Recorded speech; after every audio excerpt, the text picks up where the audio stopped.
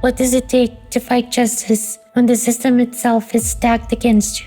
In this episode of Women as Agents of Change, you'll meet a woman who spent her life answering that question with her actions, her voice, and her unshakable belief in dignity. We need to amplify the voices of Palestinian women because the situation we're living in is a genocidal crimes committed against civilian population, which should not be accepted by humanity, not by law even, by humanity. Rendة Seniora is the General Director of the Women's Center for Legal Aid and Counseling in Palestine. She's not only documented human rights violations, but she's challenged them at the United Nations. We have to keep the energy and the passion and conviction that we can influence change. And that's what I always say to the younger generation, that you are the force that are going to continue the path that we've started. From standing against gender-based violence to advocating for equality under military occupation, Rendä's work reminds us that activism isn't about perfection, it's about persistence, even when the odds are overwhelming. Social justice is calling for women's rights. We are mostly affected by absence of equality and social justice. This is not just a conversation, it's a call to witness, a reminder that even in the most contested spaces, women are rising, demanding change, and refusing to be erased. Welcome to Women as Agents of Change. Here is Rendة Seniora. Hi, everyone. Welcome to the Women of Agents of Change podcast series. I am your host, Lisa Florida. And today this podcast series, Women of Agents of Change, is brought in partnership with the International Peace Bureau and 8 Billion Podcasts. Today, I am deeply honored to have a very special guest, Rendة Seniora. So welcome, Rendة, to the Women of Agents of Change podcast. How are you doing today? I'm doing very well. Thank you very much, Lisa, for hosting me in this podcast. I appreciate it. Oh, of course. It really is a pleasure of mine. And I know it's an honor on behalf of International Peace Bureau and, of course, all of us at 8 Billion Podcast. Now, what I'd like to do is, if you could, Rendة and I'm just speaking to the audience. Rendة and I have had a chance to actually meet prior to the interview, so I have a greater sense of her background and to be able to deliver her story. But what I'd like for you to do, Rendة, is if you could take us through a background of yourself, and then we'll go ahead and jump into more of the questions in the podcast. Thank you. Yeah, I'm Rendة Seniora. I am a feminist human rights activist, a Palestinian woman from Jerusalem. I come from a upper middle class Palestinian family who lives in Jerusalem. And I've been in the field of human rights since my beginning of my career.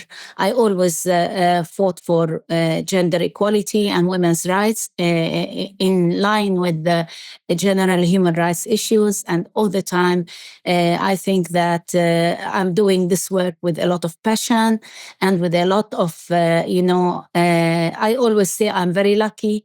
I have chosen a kind of job that is really passionate, and that many times I feel like I was born to do this work. And I grew up in an extended Palestinian family. And that has really shaped a lot of my life and how I see myself now.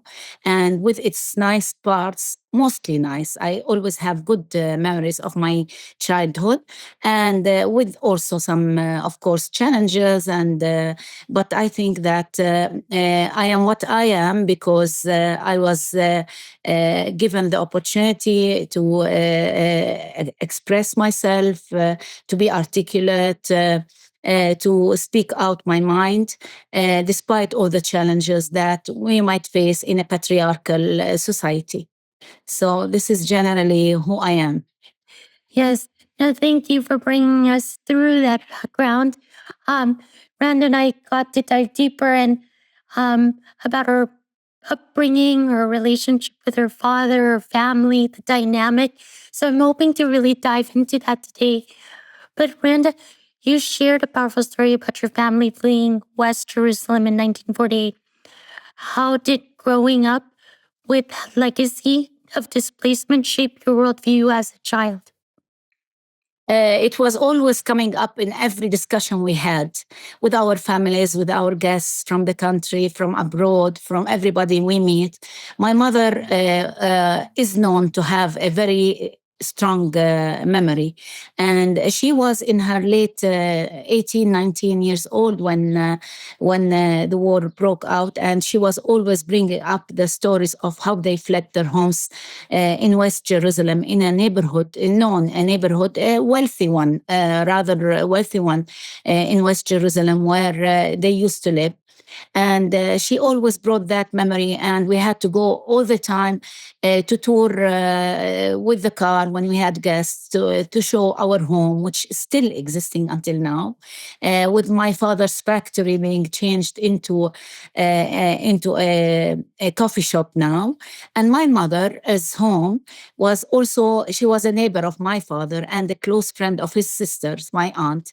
And therefore, they used to live very close to each other. The two families knew each other, and they visited visited each other. And my mother's home, a huge home in also a neighborhood in West Jerusalem called Qatamon, where currently the Israeli Knesset exists or stands. It's a very beautiful part of West Jerusalem. So always we are proud that we are Jerusalemites. And even my mother used to tell us more. My mother used to speak about it because her father was a contractor. Who constructed most of the homes in Qatamon al-Baqa and al-Baqa. They are two neighborhoods in West Jerusalem, and she knows the homes. She knows when he built it, who used to own it, and that really shaped our feelings that we belong to that place, to this country, which my father and my grandparents were living in it, and my grandparents as well. So it is always in our memory. We always remember the homes, the nice neighborhood. There was a very nice garden with a nice church near my mother's home, and it's still existing there. So it's when she was still without, dementia. Now she is very old, and when she used to remember, she used always to feel proud to take us around and to tell us who owned that home and that other home. So we always felt that we belong to this place. And we wish we could go back to our homes, because what we know is that these homes were, they fled the homes when there were, some of the gangs coming in and vandalizing and killing people and so on, Jewish gangs at the time. And they just fled for their safety. And they used to check on their homes on regular basis every week until we were not able after 1948 to return to those homes, to our homes. And that remained with us because 1967 is the time when I lived in also another war where many people fled their homes to Jordan and other parts of the surrounding cities, especially to Jordan. And I was one of the young kids who fled my home. My mother and my grandfather from my father's side insisted that we shouldn't leave because they had the memory of 1948. But unfortunately, the domination of my uncles, living in an extended family, my father wasn't able to make it home. He had to hide in a convent near our factory in Old City, Newgate, because he was in the factory working. My family owned the first meat production factory in Palestine since 1920. And therefore, my father wasn't able to make it home. I think if my father was there, he would have not allowed us to leave the country again, because 1948 was a very difficult experience to all of us. But luckily, my father stayed. after we all fled our homes again in 1967. And he was able to bring us back to the country within a couple of months before the borders were completely closed between Jordan and Jerusalem, or the West Bank. I found that very interesting when even we were speaking when we first met about your extended family structure. How did that shape your sense of community and gender dynamics? Very much so, because we had a very nice community. My family always celebrated the major,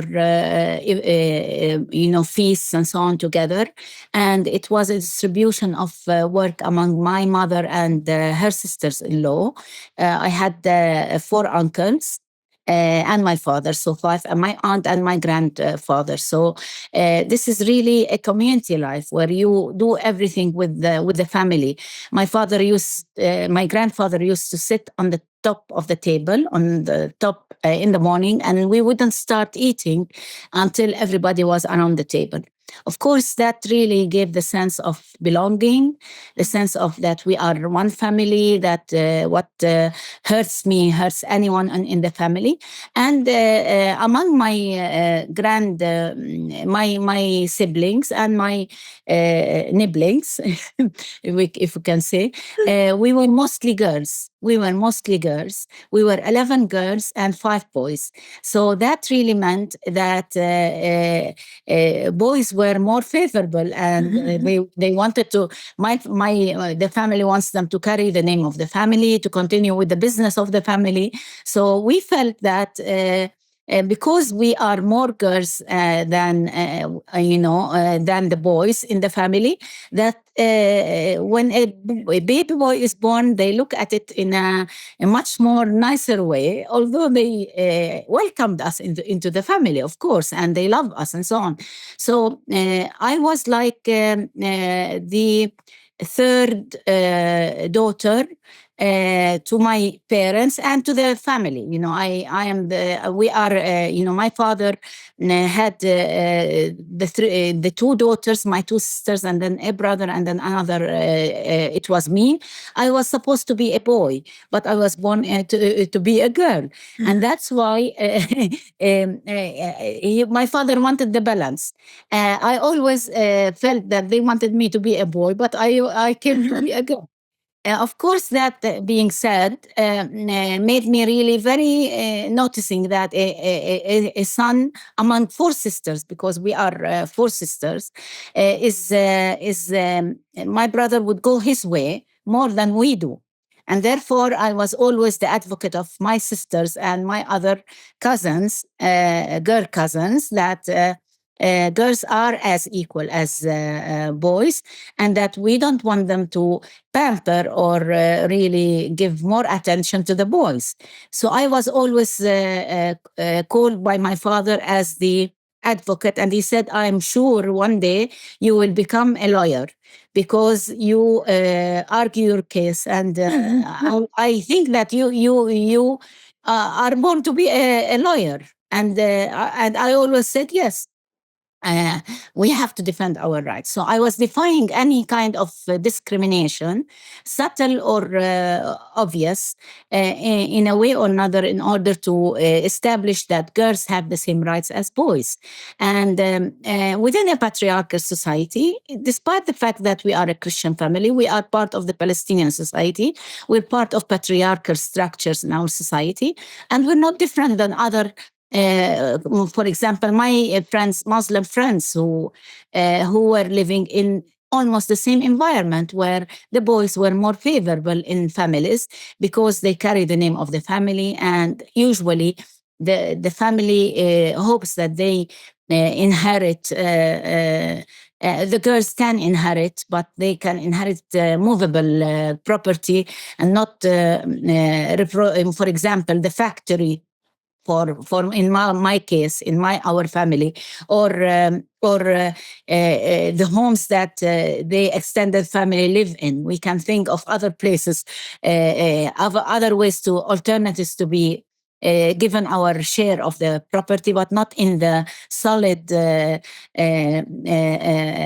property that the family had that should really be given to the boys in the family. Of course, we changed that. We changed that because my younger daughter, my younger sister was born after 8 years after me. That was after we returned back from 67 war, and it was not an intended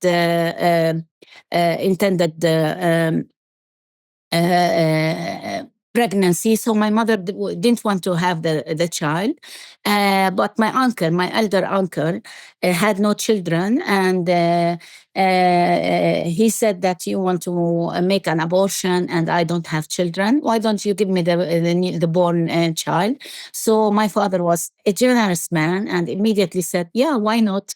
And my mother went through the pregnancy, and my sister was adopted when she was 40 days by my uncle. That was a pleasure to me because I got rid of her. I stayed as the younger baby in the home, and I do remember carrying her bed and just trying to enjoy that I will stay the youngest. The bed that I used to sleep on, I gave it up because that will give me the pleasure of being the youngest in the family. But that was not the case. Being in an extended family, we lived with her, and she knew about the adoption at an early stage of her early age. She was only 2 to 3. She started to know, and we continued to be with her, especially me and my brother, and we grew up together. And she ended up inheriting my uncle and staying in the extended family home and inheriting the property of the family. But we had to look, the family gave us other alternatives when my father passed away and so on. So it's like patriarchal structures really are very much deep-rooted in our societies. And that doesn't matter if you're a Christian family or a Muslim family, or even to that and a Jewish family. Anywhere where you are, if patriarchy stands, the power relations entails that some of the cultures and norms stay within the society and very much entrenched in the society, not allowing, for example, equality as a concept to nourish and to unless you fight for that. And I think this is what I did. And that's beautiful. Randa, thank you so much for sharing all of that, because Randa and I actually went through this in our introductory meeting, and she shared so many stories that she's bringing forth with you guys today, so you'd have an understanding of her background. Her and I have very similar upbringings, where we have an endearing relationship with our father, where both of our fathers thought, my father also thought I would go into law. It's true, Randa actually went into law. I took a different direction into business. But here we are at this juncture talking about gender equality. In fact, 2 other things that Randa shared with me was her childhood upbringing and her defiance as she stood up for girls, even defying cultural norms and wearing shorts. So do you remember that, Randa, when you talked about Yes, I really do remember it very well. It wasn't the problem with my father. It was with his cousin, who used to work as an accountant on a gas station on the corner of near our home. And I used to go for sports when I was 6, 7, 8. And I used to wear my shorts and or to summer camps and so on. And every time this conservative family member, my father's cousin, would come and tell my father, we live in a very conservative society. The girls should not go out with the shorts. And she sometimes put her manicure and pedicure, and I see it on her nails and so on. And it's not good for you. So my father would come and tell me, This is what happened. So the next day, instead of listening to what he said to me, I would just wear my shorts and intend to take the bus from the other bus stop in order to pass his office and show him that I'm wearing my shorts, and then take the bus from the second. Also, my father encouraged me to speak out my mind. And when he's visiting, he will tell me, my cousin is visiting. I'll tell him, okay, I'll go and put my shorts. And then I'll come in and start to speak about girls' rights, and tell him that there should be I would defy him openly. I used to like acting, and then I will make small plays in front of him. And my father would encourage me. My father wasn't that, he was more, more conservative with my two sisters. But with me, I built a very good relationship with him. My sisters used to obey him. Like if he said the patriarchal power of the father in the family, and if they needed something, they go to my mother and please use your good offices. Your place in to take the right. Me, it was different. I always said, my mom would say, I'm not going to open this topic with your father. And then I told her, I don't need you. If I need something from my father, I go directly to him. And so I used to go to him directly and ask whatever I want. And he would say, no. I said, no to your sisters. And why should I say yes to you? I would say, my sisters are free to do what they want. But to me, if you say no, you have to tell me why. And if you convince me, I will submit. So I used to argue my case and convince him that I could go that place, I could wear this thing, I could make this thing, I could sleep over at my friend's home, my closest friend's home, because that was a taboo to my sisters, but not to me. And I used to really argue my case. And then at the end, he would tell me, I don't know why I got into this conversation. I should have accepted your said yes at the beginning, because you convinced me you should become an avocado to defend yourself. You know it very well, and you will make a very good advocate. And I turned out to be a very good advocate. Yeah. You became an excellent. And I like it. So now, at work now, as a director of the Women's Center for Legal Aid and Counseling, we have different programs. We have the services, we have the community-based programs, we have the advocacy programs at the national and international level. And most of the time, my passion comes up, it's seen as if I'm biased to advocacy. Influencing and trying to come up with the new mechanisms, innovative ways of doing work. And I think I utilize that experience always to bring up new ideas with my with the team, with the staff at the organization, with my colleagues and so on. And this is an added value, I think, that my colleagues feel it. But it also shows that when it comes to services, I know that individual services, the social workers, the lawyers know how to litigate the cases in the courts, how to provide counseling. They are experienced social workers, psychosocial support. They know it well. But when it comes to advocacy, of course, I have also an experienced and professional staff, but my passion comes up very strongly on that. And I come with very nice ideas and engage much more. So in a way or another, I'm biased to advocacy. And I think that we can influence, and we are agents of change. And I believe I always didn't want, even when I was younger in my career, I worked with WCLAC, with the Women's Center for Legal Aid and Counseling, as the head of the networking and advocacy unit. It was in my early career, in my late 30s. In fact, every time there was a problem and they were compromising to defend the right of the individual woman, victim of gender-based violence, I would say that is really compromising over changing policies, changing legislation. And always I thought that real change comes of course, it makes a very big difference. And I know that now that for the individual, but the individual could not change the world. We should change policies, legislation, try to influence decision-making persons, be in decision-making processes to be influential. But at the same time, serving the individual is also as important, because it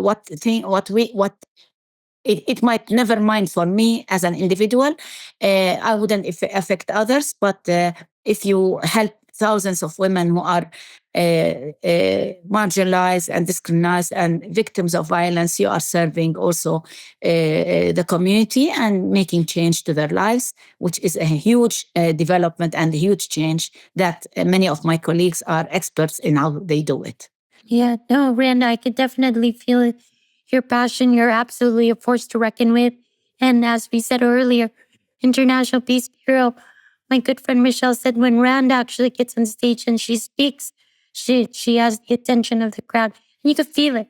I could sense that with all the women of Agents of Change, they've got this underlying force about them that really was innate since childhood. And what I'd like to do, because we are going to cover a lot of your professional work currently today to talk about the innovative structures that you're implementing. You have an incredible academic journey from Jerusalem to Cairo and then to the UK.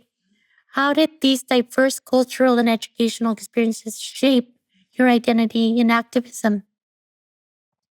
Very much so, because even every time I've been in a journey to continue with my studies, I've met people. I started to be tolerant to different cultures, to different contexts, and in that sense, even when I came back, I came more tolerant to other people who are not the same as me.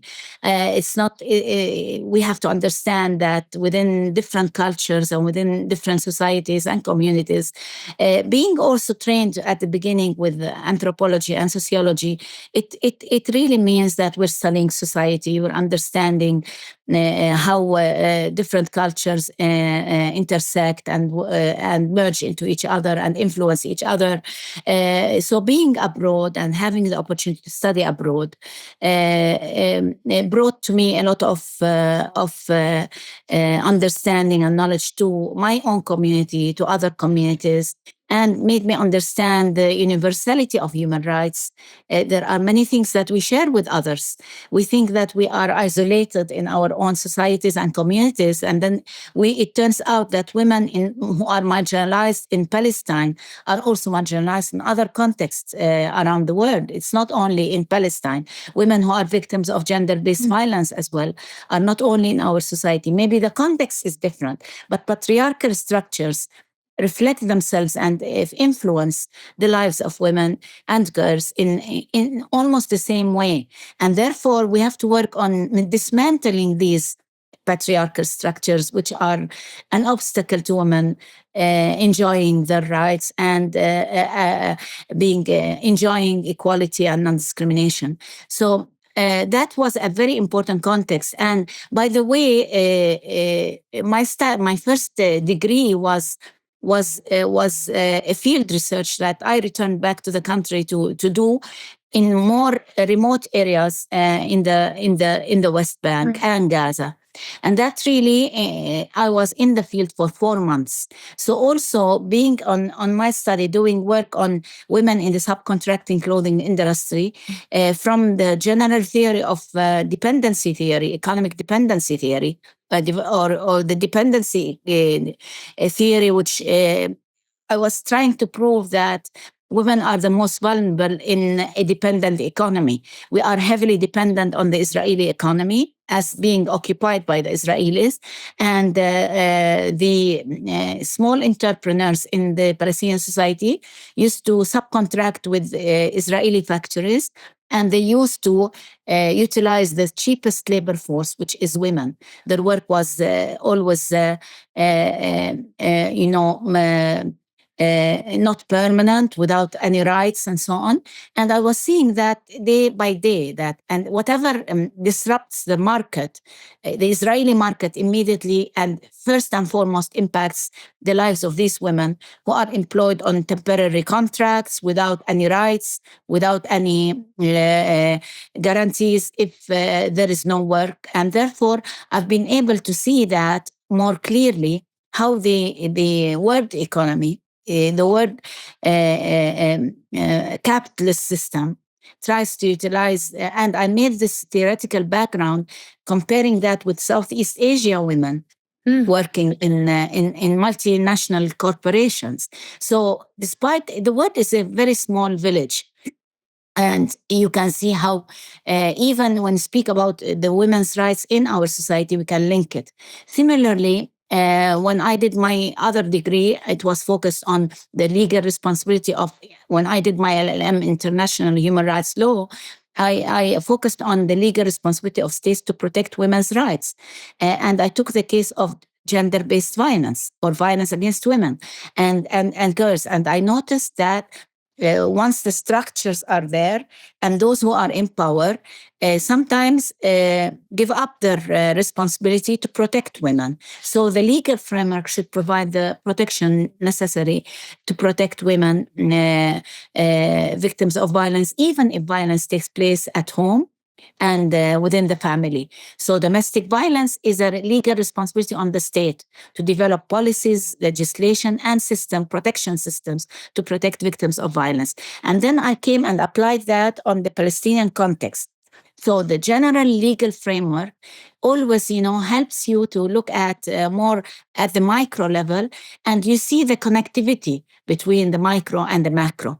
And that's why I think being exposed to all these experiences, and also interning during my LLM degree, I interned with the in the women's leadership program in New Jersey for a month. And there I also learned more, and I got engaged in the first tribunal, which was made during the Second World Conference in Vienna. So I was exposed to more communities. I've heard of stories of women subjected to different forms of violence, including using the bodies of women, comfort women, as they used to call them, who have been exploited by Japan and Korea during the Second World War in military camps. And these women were, for the first time in the Vienna Second Conference in the tribunal, spoke about their experience. After 50 years, they spoke about how they have been exploited, sexually exploited, trafficked. And therefore, there were many women coming from different parts. Speaking about violence against women or gender-based violence was not very common at the early 90s. So it was like seeing how we are subjected to violence in our society as Palestinians, but also other women around the world face other forms of violence, and they have been silent for so long. Although they have been badly, they damaged their life. They were traumatized.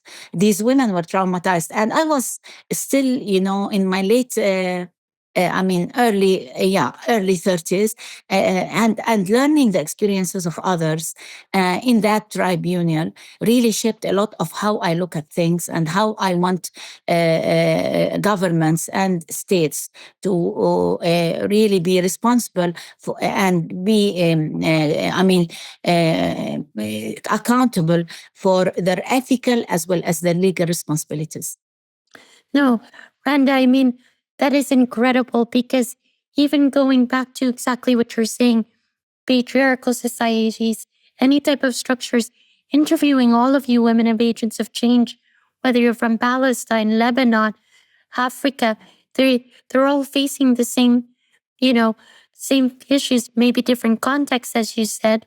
And then what I really wanted to show all the audience, whether you're women, that Randa's story is deeply inspiring, because even in her pursuits of education, and then even going into, to do her, is it your dissertation, Randa, for 4 months? Correct? in addition to that, there's parts where Randa's still a human being, right? She's also a mother. She traveled and lived in different countries and educated herself while also having a son. So I wanted to show how dynamic her life is and how inspiring it is, because if you ever think that you're, if you don't have the means to do it, Rand is a perfect shining example of being able to be that inspiration for many women, not only for herself, but to speak on behalf of them. So what I'd like to ask you too is, how have these personal experiences informed your perspective on gender roles and resilience? I know you touched a lot about that, but I'm going to go and move. Actually, yeah, I tried it all. For example, I was, I got to know my husband, which is unusual, at university, at my first degree at Birzeit University in Palestine, in the West Bank. And there I defied my family to marry him, because my family thought that he came from the window and not from directly to ask for my hand. This is the tradition. And therefore, at first, they didn't want me to marry that person. But I married the one I loved and insisted on staying in the country because I wanted to be in a university where my first love, who is my husband, is at that university. So we got married. Then our marriage, we were very young when we got to know each other. And then our marriage did not work for a while because we were very young. And I wouldn't have learned that, because getting married after school, immediately after university, I was very young. We had our experiences. So we decided to divorce, and we divorced, and I became a single mother. And I know what it means to be a divorced woman in our society. And I know what it really means to be a single mother in our society. My family wanted me to go back to the family home. I defied them. I said, I am a mother. I have the custody of the child. The court gave me the custody of the child. I'm an educated woman. And I defied them because in our society, women always are obliged to go back to the family home if they get divorced. Living on your own is not very common. So I defied that. I said, I want to live on my own. And I did. I wanted to pursue my education. I was divorced. I had the single child son with me. I had to go through the experience on my own. It wasn't easy because also it shapes the difficulties women face when they are single, when are divorced. The stigmatization of the society about divorced women, that they are loose women, that anybody could have an affair with her. So that's also another component that we should know as feminists, that we are going to be in cultural context that the society would not really accept easily.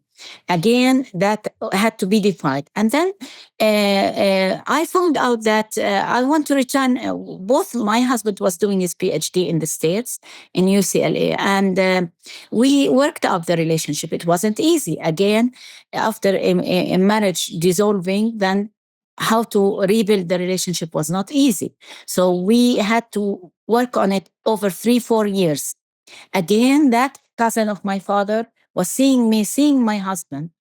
And that was like, how come she's divorced? She shouldn't see her ex and go with him for the common events of the child. And I used to spend the weekend with his family, with him in his family home, to be with as a family with my child. So I learned I had to defy the society again, because I didn't want to go back to the marriage before I'm sure about it. And all of that shaped my feminism and shaped understanding what it means to be a married woman, what the society expects from you as a mother, and as a single mother, as a divorced woman, and as a woman who wants to live her life without marriage as well, in a society that is not accepting the fact that you do that. So I had my brother-in-law, I had the cousin of my father, the society of all of them trying to treat me badly because I should have taken a position against having any contact with my ex, but I was a civilized person and my husband was a civilized academic professor at university, and we dealt with it in a very refined way, and we didn't want to become enemy, and we ended up to remarry. So that all shaped my feminism. And this is how I understand women in vulnerable situations, not only in the best times of their lives, but when they defy society, when society stigmatizes them, when they are in unprivileged situations. So that really all only made me more insisting on the gender equality and feminist rights, women's rights in my society, and that girls should have the education, they have to have their independence, they have to be part of the decision-making processes, they have to be politically active in public life, and they can overcome the obstacles. So it's not like knowing it in theory, but also seeing it in practice. So any post that I did, and it also made me tolerant to people with sexual orientations, different sexual orientations than mine. I started to understand that some people are born in with the different feeling of the sex that they were, the gender that they were born in. So among the human rights activists in my society, I always feel myself ready and have the courage to speak about their rights, and that discrimination against LGBT or queer people is wrong. And we shouldn't do that, because human rights are universal and indispensable. And we cannot judge people because of their sexual orientation or any kind of discrimination under which they. So all of it, the exposition to the world, and then coming back, working within my community, going on the ground, sleeping in the homes of these women working in the factories, in the small workshops, made my conviction even stronger, and my insistence on the need to change and to the need to defy structures that are preventing women from enjoying their rights become stronger. Randa, I just have to say you're my hero. Honestly, if you're leading this crusade, I'd be following you and supporting you as a fellow sister, as a mother, a single mother. I really honor your authenticity, and to be able to speak this in front of the audience and whoever is going to receive this. I faced the same thing. I got married. After a year, my marriage wasn't working. We separated, and I had to face the same thing. Sometimes parents... Lisa, this makes us stronger. It does. Yeah. Because our parents mean well. But then I was also going back into society thinking, is anyone gonna want to date me because I'm a single mom with a son? And yet I had to defy those odds and prove myself. And I've stayed single, for many years, including till this day. But I'm so proud of myself because I got to understand myself on such a deep level. And I honor you and the journey that you took. And most especially with what's going on today. What I'd like to ask you, you spoke of how colonialism structures and patriarchy reinforce each other. Can you expand on how the dynamic plays out specifically for Palestinian women? Very much like that, and it results. They reinforce each other. Colonial occupation and patriarchal structures reinforce each other in every aspect of Palestinian women's lives. Now, the war on Gaza and the military aggression on Gaza that's taking place for over a year and 7 months now, for almost a year and 7 months, has really disproportionately impacted women.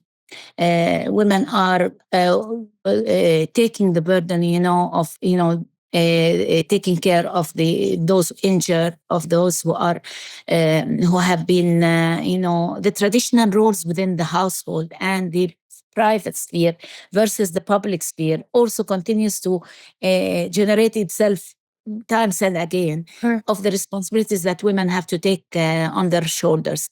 They have to take care of the wounded, those who became disabled, to manage the family when the homes are demolished. They have to ensure the safety of and well-being of the children who can be arrested.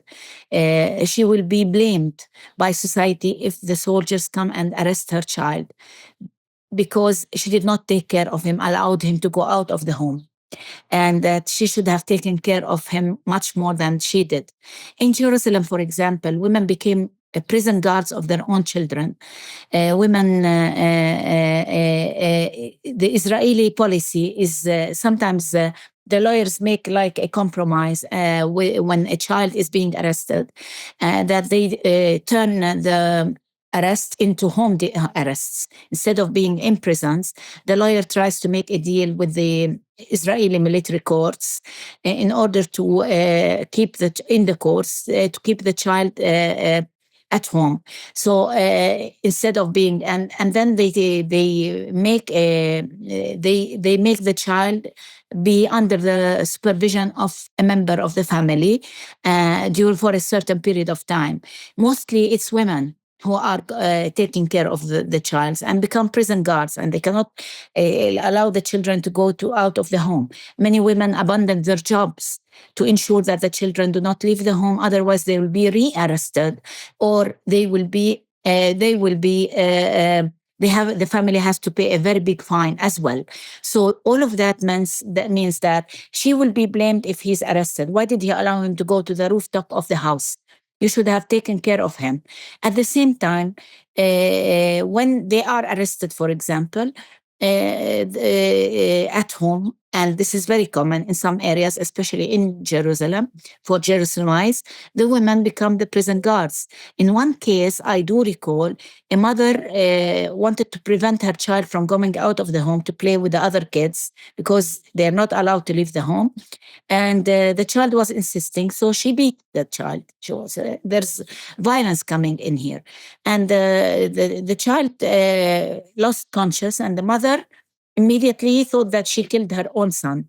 And she went to crying into the bathroom and so on, until her daughter told her, no, he's okay. So imagine the traumatization, the situation. Women have to leave their jobs. Sometimes they are arrested in a family home away from the tension area. And so the mother has to make sure that the family, the other members of the family are taken care of, and that she cooks for them. They come and take the food. She keeps going to and fro between the two homes in order to manage both homes, the grandfather's home, for example, or the uncle's home, where the child is arrested, and the other homes. In addition, many of the Palestinian women married to Jerusalemites, because of the Israeli policies of family unification and the permit system, which is usually in the hands of the males, the husbands. So the husbands have to apply for the Israeli Ministry of Interior for getting a permit for the women married from the West Bank to live in illegally annexed Jerusalem. Now, if the marriage breaks down for some reason, the women endure violence because the husband could simply stop applying for permits for these women, the annual permit that they take. And if they move illegally in Jerusalem, they will be arrested or they will be deported to other parts of occupied territory. So women endure violence because they might lose the custody of the children, because she is not a resident of Jerusalem, and the best interest of the child is to live where his father lives, where he has health insurance and so on. So what happens is that women are in a vicious circle of violence because of the patriarchal structures, but cannot get out of this circle because there is the Israeli policies that are impacting her life. And that really is, that's why I always say also the husband could stop the process of family unification for the wife. And that is a process that stays for years, sometimes 16, 17, 18 years, without getting full family unification. So that really entails that the women endure violence because they do not want to be prevented from staying with their children, in the place where they live, or because their families, if they get divorced, force them what to do, to leave the home and come, and they cannot afford living on their own, and they go back to the family home. And many times, because of economic hardships, the families welcome their daughter, but they don't welcome her children. So we're talking about situations where these patriarchal structures and barriers also impact and influence Israeli policies and crimes committed against Palestinians in the occupied territory. All of that is very much intertwined with each other and enforce each other. And that's why we see a multi-layer of oppression which women face. And the examples are too many. We always do that at WCLAC. We document first evidence-based data from individual women. And from the cases we get for legal aid and services in our office in Jerusalem, and the cases that we litigate or provide counseling, we see how it is intertwined with Israeli policies that are creating additional barriers and additional oppression to women. So patriarchal structures. And now, if I would mention another example, is sexual violence being used as a tool to suppress Palestinians and to dehumane Palestinians.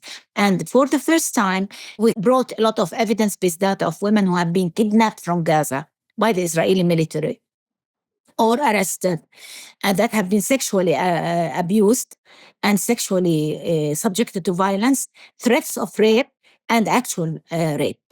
Wow. I mean, Randa, you and I touched this when you and I had met, and now you're bringing forth some stories. I mean, this is really, I feel, honestly, I'm honored that you're sharing these stories, and they're very disturbing. What I'd like to do, though, is, we're going to continue on with a lot of this, but my question is, let's take action. How would you believe global feminist movement should play in supporting women in occupied or colonialized territories? Because let's take some action. I think that this is the key issue to gender equality. If the global feminist movement remains in their own haven without understanding the vulnerabilities and the penetration of patriarchal structure, colonialism, neocolonialism, liberal policies, and how they're impacting the lives of women, not in Palestine alone. And if we don't show solidarity with women under these colonial occupations or colonial structures anywhere in the world, I think we wouldn't move further. What we need to do is to reclaim our right to gender equality in the way we think is most relevant in our context. What is happening now is that there is a domination of the white feminist movement over all women in the Southern globe. And it is the time now that the feminist movement in the Southern globe to take over and bring in this connectivity between patriarchy, gender equality. To achieve gender equality, it's not only fighting for individual rights. Individual rights are important, but in order to change, you have to dismantle the patriarchal structures and the colonial structures. And if you don't see the intertwining relationship, how they reinforce each other, you will be naive. And you think that you achieve something if you, as I mentioned before, from my experience, individual rights are important. But I think we have seen a shift in the international global system, the global system as a whole, that really shifted towards the domination of the white women's feminist movement, although there's the Black feminist movement and there are the intersectional feminist movement now and many other, and the liberal movements and so on. But I mean, specifically, this is not enough. And I think now what we see because I do engage with the international legal system and international human rights mechanisms, I fully see the shift that the international community did since, for example, the 70s and the 80s compared with now. If we go back 30 years with the Beijing platform of action and the declaration and platform of action, which has been reviewed this year as the 30th anniversary, you notice that the focus has been on the 12 critical issues that look at individual rights without understanding them in the context of the global market, the international multinational corporations, how the capitalist system as a global system is dominating the whole world. After the end of the Cold War, we've seen that speaking about racial discrimination, speaking about racism and Zionism as a racist movement has no more become a topic. Gradually, UN documents, which are developed by the governments with diplomacy, and I know that very well, I'm not naive, I know, we notice that there is a shift towards areas where we become, very much obsessed with our individualistic rights at the expense of fighting against structures that are influencing decision-making and power relations in societies. And therefore, without a feminist movement, and I think the global feminist movement did not do much. There has been popular movements supporting the right of Palestinian people to self-determination, but generally the global movement has not done much. It has been widely dominated by the liberal feminist movement, by the white-dominated feminist approach to feminism and to gender equality, at the expense of the peoples of the world that are vulnerable to militarization, to expansion, to expropriation of other people's land by force, by utilizing the resources of other countries for the benefit of the power, those economic powers that are controlling the markets all around the world. And I don't want to dwell that much, but I think if we want to achieve gender equality, and this is a political issue. If we speak about women's rights, we're not talking about and Palestinian women's rights. It's a feminist issue, and it's a political issue. And without having solidarity and working with women from the West, from the North, who believe in the need of dismantle all structures that are an obstacle to gender equality, we're not going to go very far. And basically, the feminist movement in Asia, in Africa, in Latin America, in the Middle East, should become a force and demand our rights, to understand our issues in a political way, and call on our governments and on the international community to do something about it. But alone, the Palestinian women or women from the Southern globe, each working on their own issues without solidarity and global strength that we need, we will not go very far. I fully agree. Randa, I'm even just thinking of a dear friend of mine, even culturally, she's here in the United States, and without having to go and explain, I'm seeing this played out that even culturally, if they move to the United States, they have the same fears. They experience with their husbands and being able to leave, even if they are on the land of the United States where they have even more rights as women. And yet, culturally, because they're not from here, they still take that fear with them. And so I stand with you as a sister, and as a woman, that the solidarity has to be, whether it's the white feminist movement, Black feminist movement, or wherever you are geographically, it's a sisterhood. We have to display the solidarity through love. And now, even just through you explaining that to me, I'm thinking in my own way, how can I extend that to my sisters here? I was speaking to our consultant who was helping us develop the strategic plan for the next 5 years. And I was telling him that we need to work in solidarity with the South. And he said, Randa, if this is the idea you're talking about, then please try to have a think tank group with all those. It could be online now, because after COVID-19, we can really connect online. And it won't cost us much, but to brainstorm with all those who are showing solidarity, develop a strategy, how you want to work it. Otherwise, it will continue to be ink on paper. You have to think of how you want to move forward. And it requires all the efforts of everybody.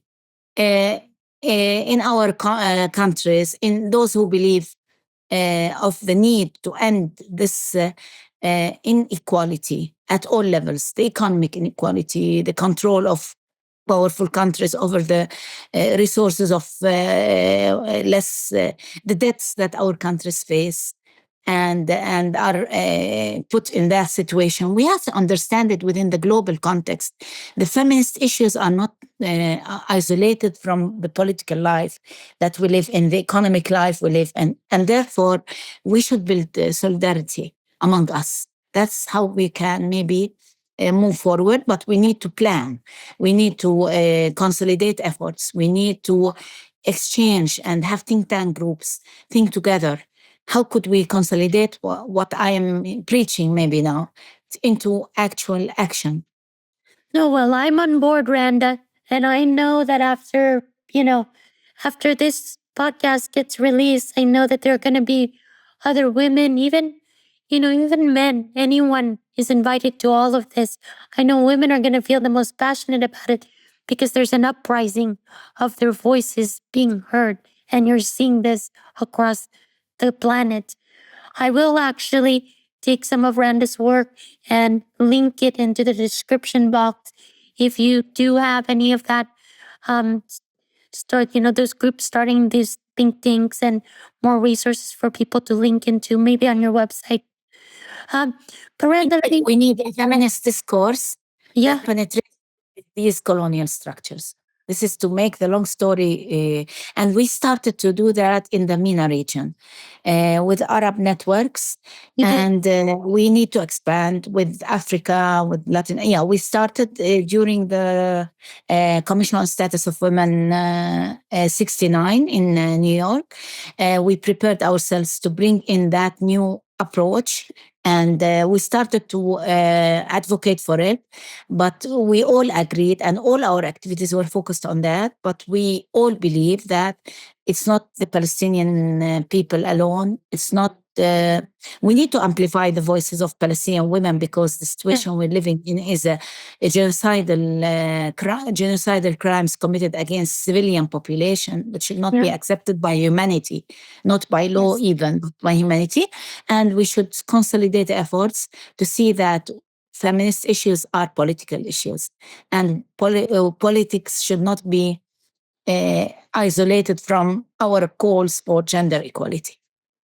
You know what? I calling for social justice is calling for women's rights. Absolutely. Because we are mostly affected by absence of equality and social justice. Well, Randa, let me ask you, with global genocidal acts and global injustice becoming televised realities, how do we as a collective keep hope and action alive? Surely, if we don't keep hope, we go home and perhaps the last day of my life will be the day when I stop being optimistic, because we have to keep the energy and the passion and conviction that we can influence change. And that's what I always say to the younger generation, that you are the force that's going to continue the path that we've started. We might have achieved some, and we hope that we can achieve more. But at the same time, I believe that without keeping the hopes that we can do anything, that we are a strong power among all our alliances, not only among men. Also, there is now a lot of men, young men also, that are working. There's this positive masculinity that those are convicted of gender equality. Every place we can build on the small successes we achieve. And gradually, maybe we can move from the small successes into achieving a better world for my son and my grandson, whom I love and cherish seeing him growing. And I want a better future for all the coming generation in Palestine without war, to build peace. And we can be advocates for peace. This word, the connotation of peace in the Palestinian context is very bad, is negative. But we want to give it positive, because we want to see social justice, we want to see political justice, we want to see the rights of Palestinian people achieved, to live in a better world than the one we're living in. And that really is the energy that keeps me feeling young.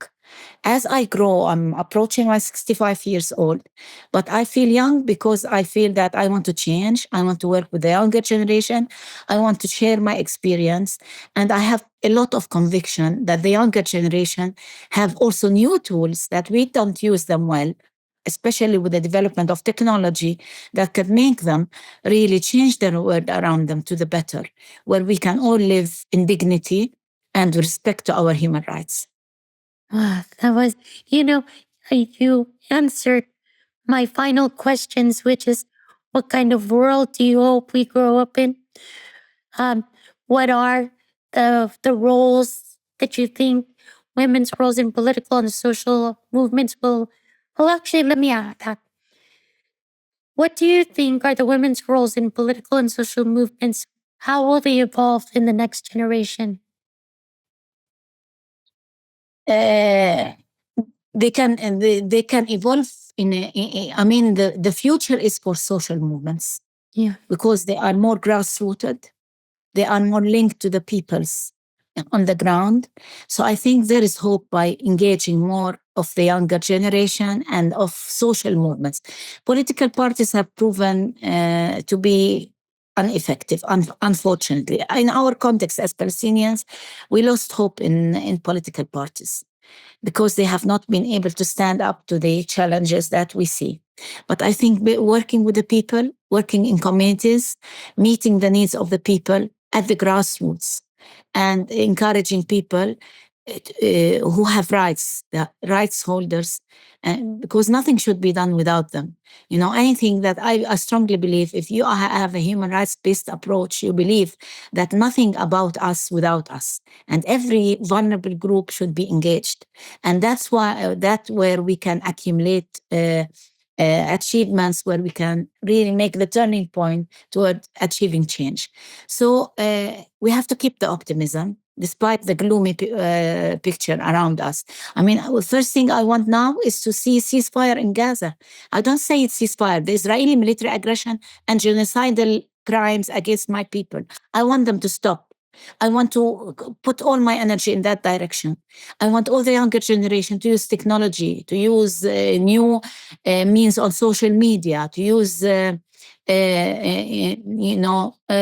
all the means that we didn't use well, or we don't know how to use them well, in order to advocate. They have the digital advocacy they can do. We can be influencer. We encourage other influencers to come with us. Instead of giving naive or simple or superficial, influencers, we want more influencers who have a cause. I was in the United States during CSW, and I saw the New York Marathon. And I was comparing it with other places in the world. And I said, they're running, they were carrying these banners saying, run as if you have stolen a bank. Run. To us, when we do marathons and we do them, we run for a cause. We run for the rights of people with disability. We run for the rights of women's rights and gender equality. We run for ending occupation. So we want even things that are not doesn't have a purpose. Run like a person who has stolen a bank. Why? Run because you have a cause. And every one of us should look for what is the cause I want to work for. What is my purpose? That's so beautifully articulated, Randa. To be honest with you, I'm at almost a loss for words, because not only have you addressed women and the younger generation, but just right now you've addressed the world. And so I, as a fellow sister, hold and share the same vision. And interestingly enough, I am a marathon runner, and I always run with an intention, a global intention. Even if That's lovely. Yeah. Even if it's not a global one, but for a cause. for a cause. Because I felt like the marathon was like no cause. The banners were not showing a good cause. To me, I was not able to cross the 42nd Street. And the first time I see the marathon in New York, I wanted to go to the other side of the street. I couldn't. I tried many times. So I stood to see the marathon. It was interesting for me to see it on a Sunday. And it only drew my attention to, every year we have a marathon in Bethlehem, in the West Bank. But we always run for a cause. Everyone runs for a cause. And I'm happy that you're telling me, Lisa, that you're running for a cause. It could be a global cause. It could be a human cause. It could be whatever cause. But we shouldn't make our life useless. We shouldn't think that we do this for the purpose of running. No, we run for something. And this is how I feel that we give a meaning to our life, and we keep the hopes for a better future for all of us. You know, Randa, this is what I'm going to do. You know about my surgery, and maybe by now the audience does, about my thyroid surgery. And it's taken me 6 to 7 months to regain my voice back. But in addition to that, having to come back to marathon running has been it's still a challenge because I almost have a different breathing system. But I'll tell you this, Randa, when I run my next marathon, and I will send you a sign because I'm going to run for this cause. I'm going to support you. Lovely. I'm so proud to get to know you, and I hope we keep our relationship. And see, it's so a nice coincidence that I bring in the New York Marathon, and then you mentioned that you run for the marathon. And I hope that we can build this sisterhood, because sisterhood is global. And we should really build on achievements of each other. I'm so proud and appreciate our knowing you because we saw a lot of similarities when we talk to each other. And let's maintain this sisterhood. Absolutely. I just want to say it is a deep honor to have featured you in the Women of Agents of Change, not only for myself, but I'm sure many share the same sentiments as they connect with your story. So, Randa, on behalf of International Peace Bureau and the 8 Billion Podcast, I'd like to thank you for being a guest to this series. You're definitely a shining light to all of us, and I can't wait to share your story. Thank you very much, Lisa. And I'm also happy to be on this podcast. And, knowing also the colleagues at the International Peace Initiative. And I hope we can maintain this relationship longer and continue contacting each other. I'm looking forward to see this episode as well. Yes, absolutely. Now, thank you to the audience members who tuned into this episode. Thank you so much, and I'll see you on the next episode of Women of Agents of Change.